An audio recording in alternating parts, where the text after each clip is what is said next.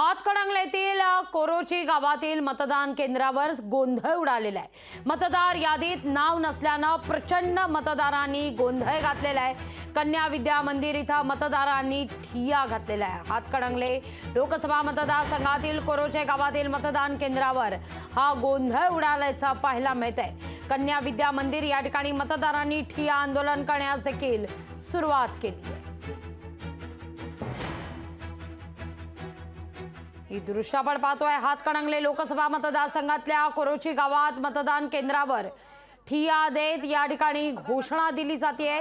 मतदार यादीत नाव नसल्याने मतदारांनी हा गोंधळ घालण्यास आता सुरुवात केलेली आहे। हातकणंगलेच्या कोरोची गावातल्या मतदान केंद्रावरची ही दृश्य आपण पाहतोय।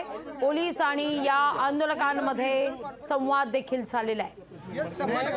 अधिक माहिती घेऊया आपले प्रतिनिधी सतेज औंधकर यांच्याकडून। सतेज, आता नेमकी काय परिस्थिती आहे? तिढा सुटलाय की परिस्थिती जैसे थे? लाघवी, तिढा सुटलेला आहे। हातकणंगले लोकसभा मतदारसंघामध्ये जे कोरोची गावातील एक केंद्र आहे, या केंद्रामध्ये मतदार यादीत नाव नसल्यानं जवळपास 20 ते 22 कार्यकर्त्यांनी प्रचंड असा गोंधळ घातलेला आहे। त्या ठिकाणचे असणारे केंद्राध्यक्ष यांना जाब देखील विचारलेला आहे, मात्र प्रशासन हतबल झालेलं आहे।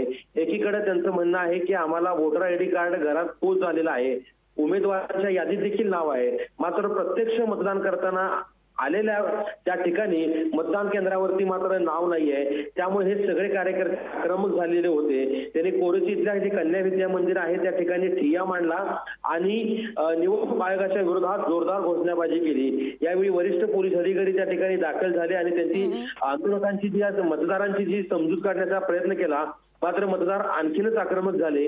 अखेर पोलिसांनी त्यांना बाजूला करत त्या ठिकाणी मतदानाची सगळी प्रक्रिया आहे ती पुन्हा एकदा सुरळीत करण्याचा प्रयत्न केलेला आहे।